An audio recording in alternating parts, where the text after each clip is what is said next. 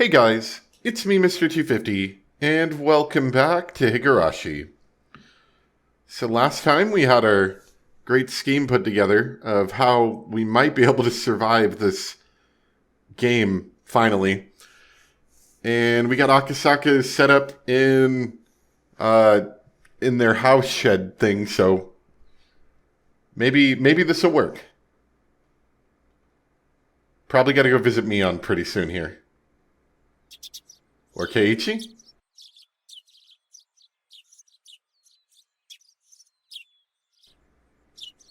Oh, there's some conversation happening.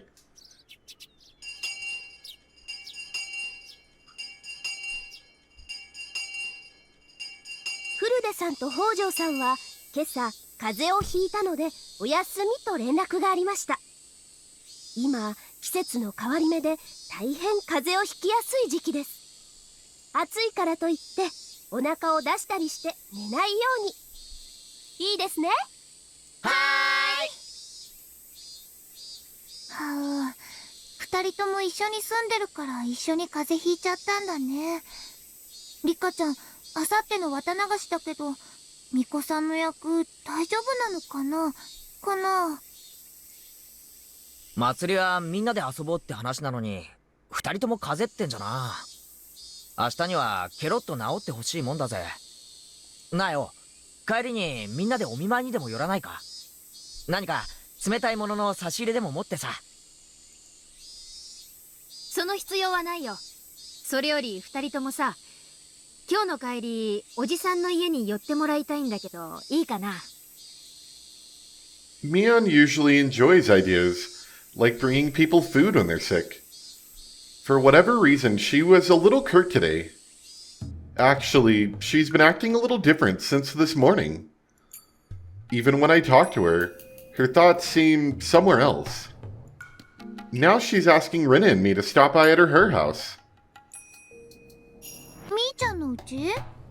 何かあるの？うん。ちょっと大切な話があるんだよ。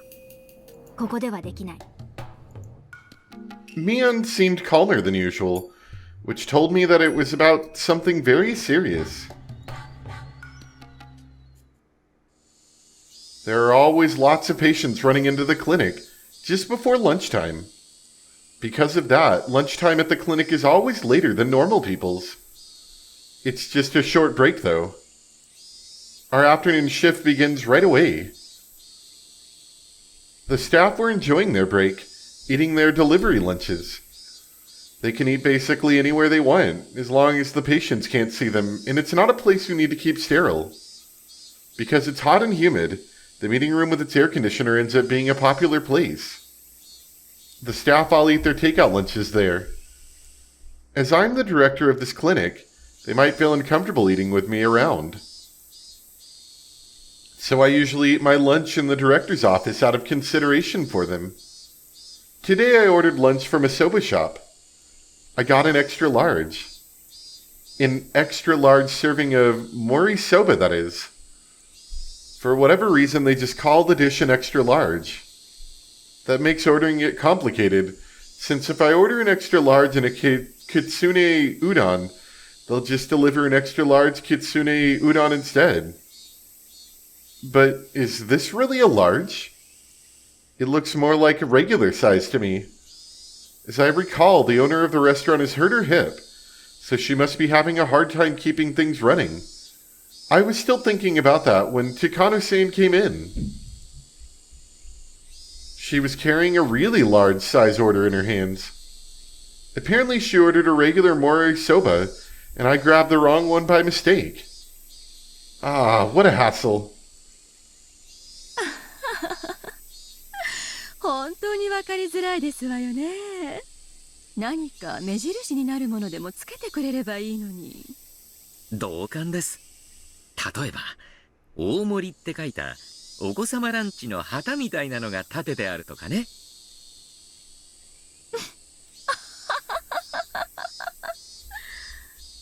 Takano-san must have liked that idea. She laughed for a while. よかったらご一緒にどうです？ I invited her to sit on the sofa. ではせっかくですのですみません。冷房をちょっぴりだけ弱めてもらってもよろしいですかしら？ええ、それは失礼しました。よいしょ。ピッピッと。Come to think of it, I haven't really talked too much with her. We were rather distant from each other, partly over the guilt of the organization becoming the Irie Institute. So with that in our respective positions, we had a taciturn agreement not to pry too deeply into each other. Since our attitudes towards our research are different, we've never mingled before. So chatting over lunch is a good way to get closer to her. I wonder what she likes to talk about while eating.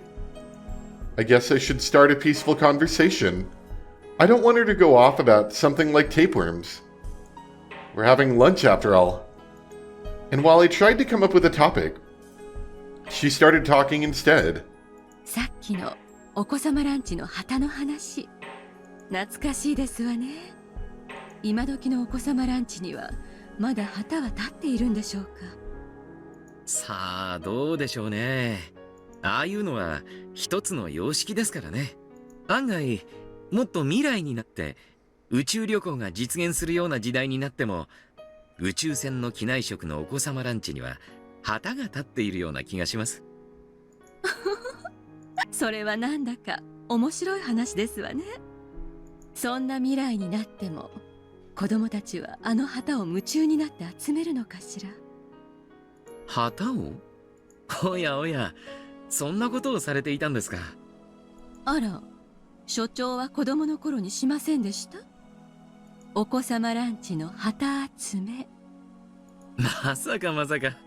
私たちが子供の頃のお子様ランチといったら、裕福な家庭でなければなかなかありつけませんでしたよ。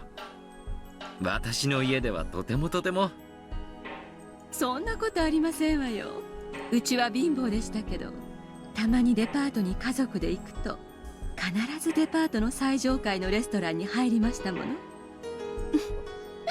当時の私にとってはデパートに連れて行ってもらえるのはお子様ランチが食べられるというのと同じ意味で、だから両親が私の留守の間にデパートへ行ってしまうと、とてもへそを曲げたのを思い出しますわ。高野さんの子供時代もとても素敵そうですね。Oh yeah, it was great. でも私一人を残してデパートへ出かけて、Oh, well, バスの事故に巻き込まれ thanks てし for まいま bringing the した。 mood down, Takano. その連絡が来るまで私はずっと両親を恨んでて、今頃デパートのレストランで私をのけものにして美味しいものを食べてるに違いないって憤慨してて、あと1本で旗が確か20本になるはずで、20本が小さな目標だったので、それをひどい話ですわね。It must have been horrible to lose her parents at the age when she was still interested in collecting flags from kids' meals. It's obviously still a painful memory for her. そうですか。それは知りませんでした。ひょっとしてそれが医師を目指された動機ですか？は？どうして？ああ、いえ。私が医師を目指したのは自分の家族に関わることが理由だったので、てっきり高野さんもそうだったのかと。私が医師免許を取ったのはひなみ沢症候群により近づくために必要だったからですわ。失礼な言い方をすれば研究のためついでに取った免許ですわね。How interesting. Even when she was still at medical school, she already knew about Hinamizawa syndrome. そういえばこんな初歩のことも私は知りませんでしたが、高野さんはどこでひなみ沢症候群に触れられたのですか？故高野先生の研究を掘り出すうちに発見されたというような話を聞いていますが、医大に通われていた頃に医師の勉強と並行してもう症候群の研究に入られていたとは驚きです。私など凡才でしたので、医師の勉強だけで精一杯でしたから、尊敬しますよ。ひなみ沢症候群の研究に携わったのはもっともっと前からですわね。What does she mean? How old was she when she first found out about the syndrome? In fact, why did she become familiar with it at all? 私の実家はさとこちゃんやりかちゃんたちと同じで親戚がいませんでしたの。それで施設に引き取られてそれがもう本当に劣悪な施設でして。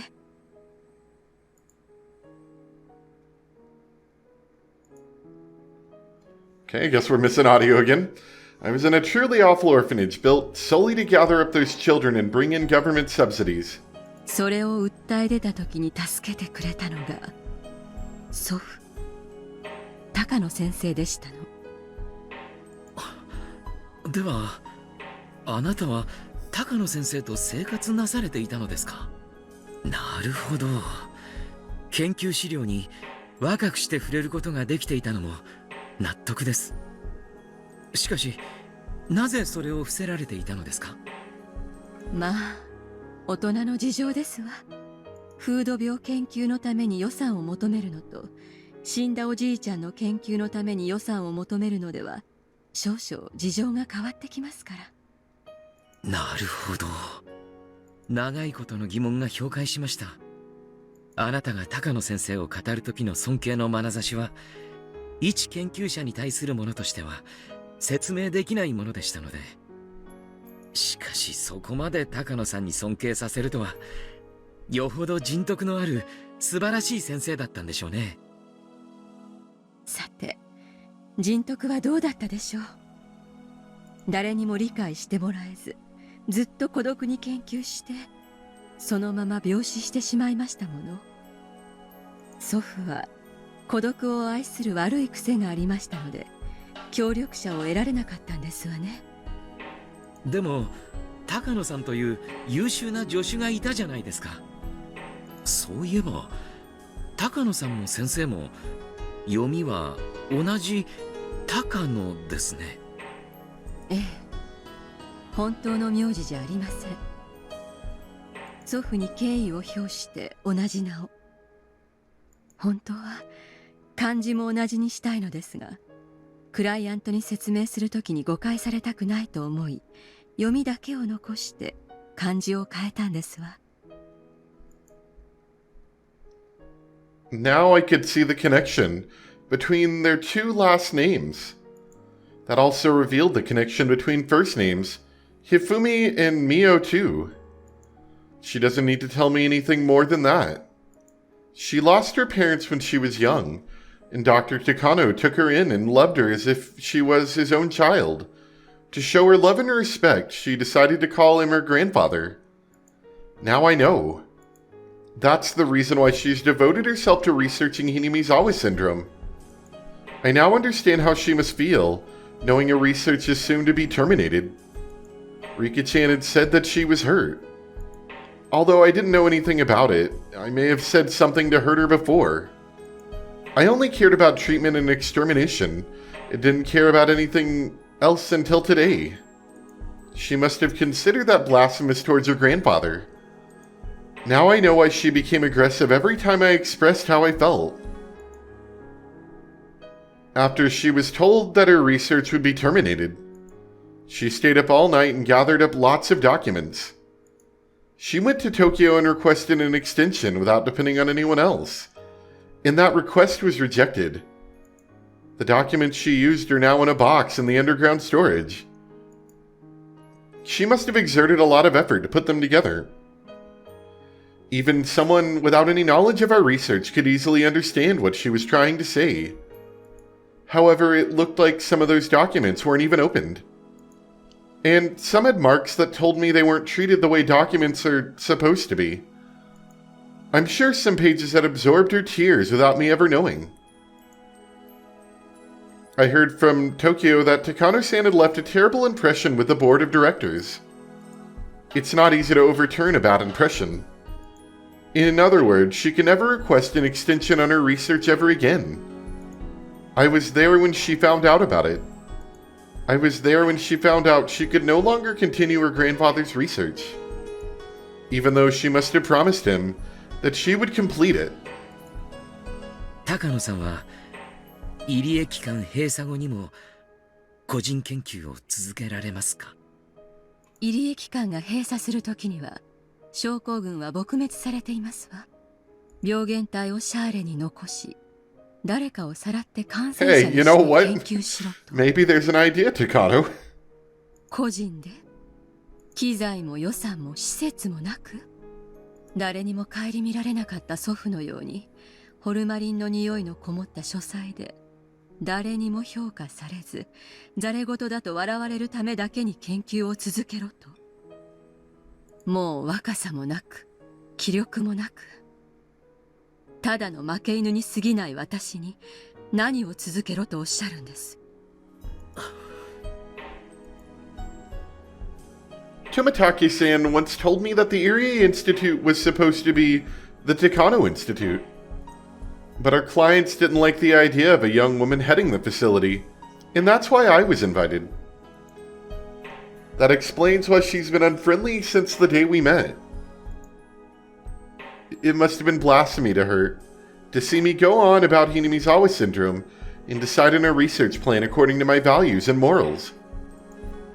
To Takano, the syndrome is her grandfather. She must feel his presence when she's researching it. That's the reason why she often stays at the Institute until late at night, though it makes the mountain dogs annoyed, as they serve as security here. 蕎麦湯お飲みになります？あ、そうですね。いただきましょう。Her shoulders look fragile to me for the first time. And now I'm sure of Rika-chan's story. Takano-san holds an indescribable sadness within her. And if someone approached her pretending to understand, she might just fall for it. Because of my position, anything I say to her will only hurt her more, probably. Sometimes words can harm people no matter how they're used.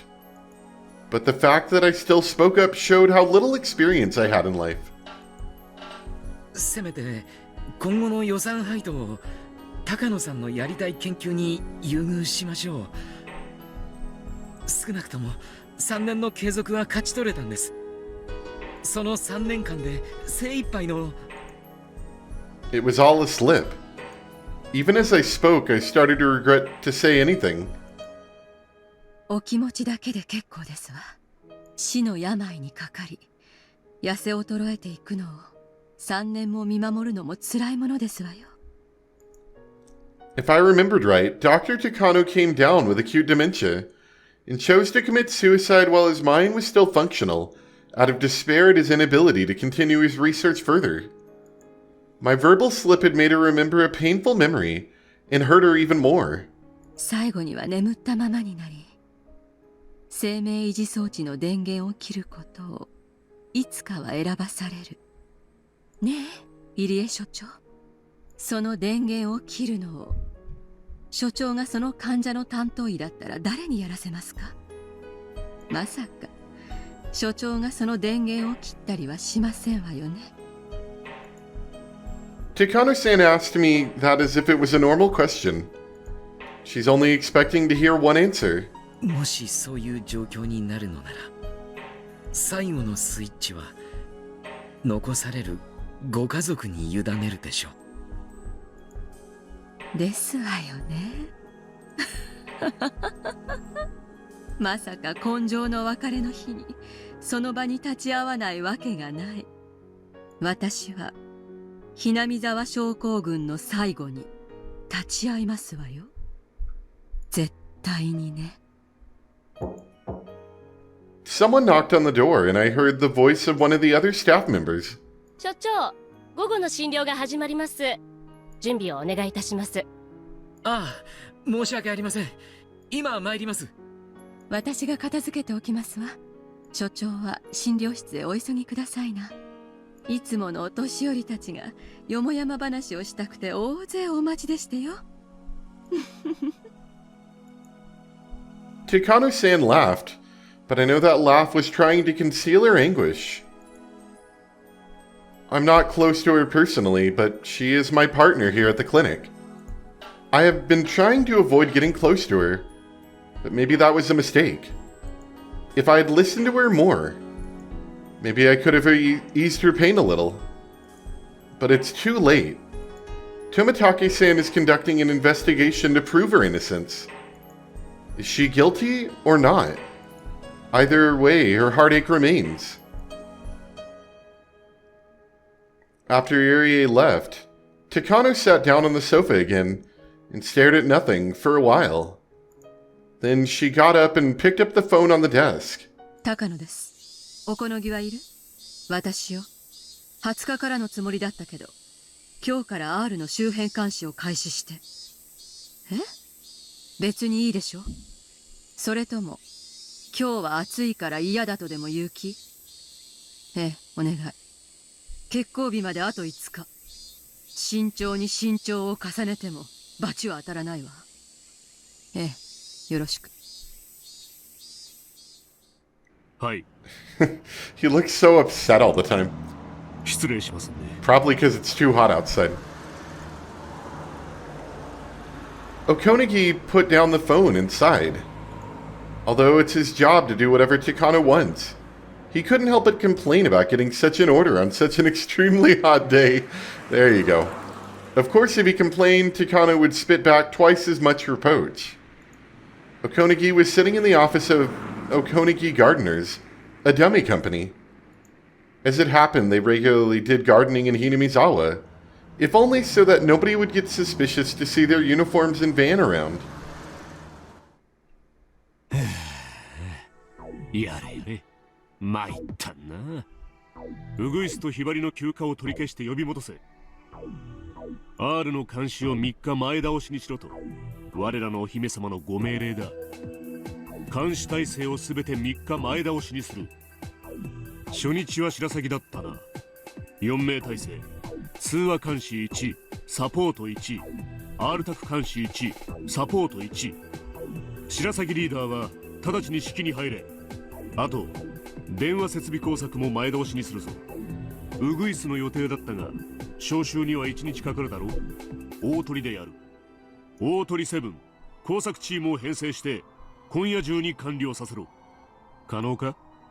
もちろん、電気工作要員の訓練は十分です。The Mountain Dogs are different from a regular battle unit. They are a technical squad formed from specialists in different fields of espionage. They were covert operatives for sabotaging telephone stations like Okonagi just ordered. One's for wiretapping, intelligence gathering, information manipulation, establishing networks in public institutions, and many others in various specialized fields. They belong to the self-defense force. Some are from fire departments, some are from police departments, some are civil engineers. Of course, they have some experts in combat as well.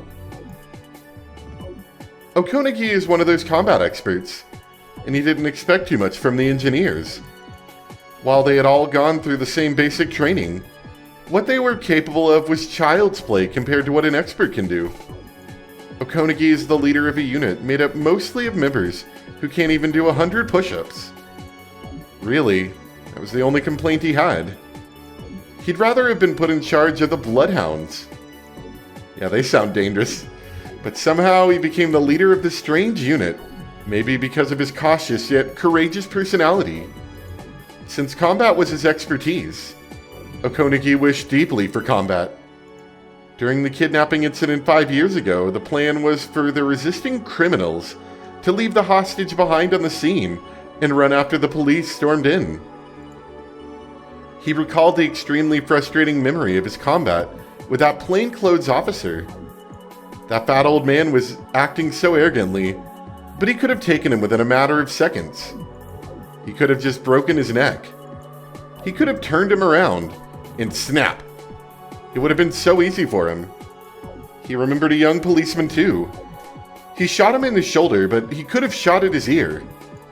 He was told to go easy on them, so that was the best he could do. He thought of firing a second shot, but there just wasn't time. So the last shot he fired was that reluctant one. Okonagi couldn't believe that such a pathetic battle was his last combat job. Regardless, he had continued to train so that he was ready at any time. Now that the operation had begun, he was hoping there would be a battle for him to fight. He didn't even need to fire a shot. He didn't even need to punch anyone. All Okonagi wanted was a battle that satisfied his pride. Nothing more. はい、少々お待ちください。隊長、外線からお電話です。隊長宛てなのか、社長宛てなのかわかりません。He's also the president of Okonagi Gardeners. Because of that, the members of the Mountain Dogs often call him that. ちょっと待て、鉛に戻す。let me put on my accent. Hold on. つったらねえ。もうしよったねえ。ほんま。こんなんでどうよ。で、どちら様んね。女性です。野村と名乗ってます。おこのぎ社長を指名してます。隊長宛てだ。社長室でと。向こうに回してくれ。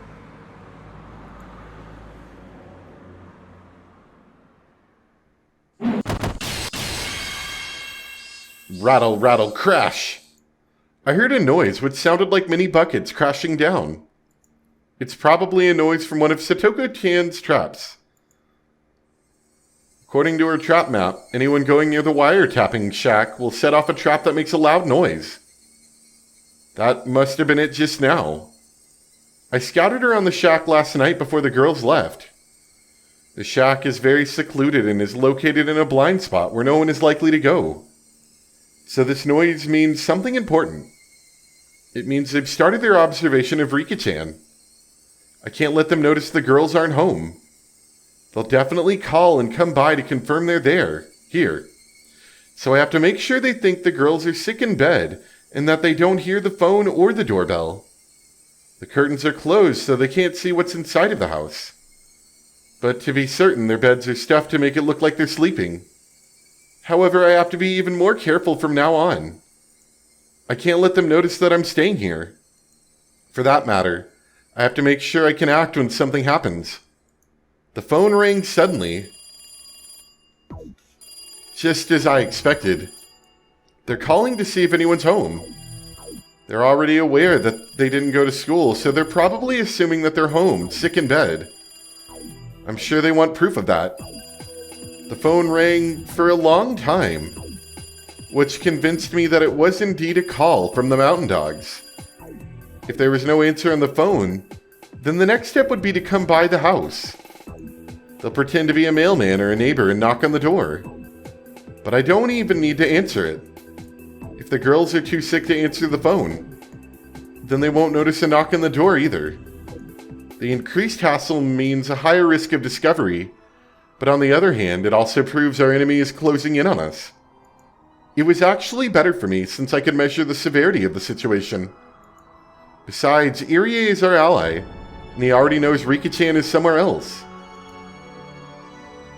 He's supposed to tell them that he came by because he heard Rika-chan and Satoku-chan miss school, and that the two of them were in bed and should be left alone for a while. He's supposed to say that. They won't doubt Irie. They will believe him. You could call this an advanced level of mutual deceit. They believe that they're deceiving Irie, but in reality, Irie is deceiving them. However, they're professionals and we're a bunch of amateurs. Well, not me at least. Actually, maybe I'm not an exception. I don't know what they've got until I come face to face with them. Our conditions aren't even. We're leading by a tiny bit because we made the first move. Once that's gone, we don't stand a chance. I promised Rika-chan that I trust her unconditionally. So even without proof, I'm ready to fight. But I can't beat this conspiracy by myself. And to gain help from the others, Tomitake is to find proof. Tomitake is in charge of our first attack. That means he's in the most danger too. It's understandable that Rika-chan kept warning him to be very careful. He should have started his investigation as early as last night. If that's the reason why they began observing Rika-chan, I can only pray for his safety and the success of the investigation. I heard a voice. Irie had arrived. コちゃんにリカさん、ご主人様が会心に来ましたよ。I heard footsteps coming up the stairs and a quiet knock. 大丈夫。私一人です。I don't know, Irie. That sounds like something you'd say if you were compromised. もう少しここへに。この家はすでに敵の監視下にあります。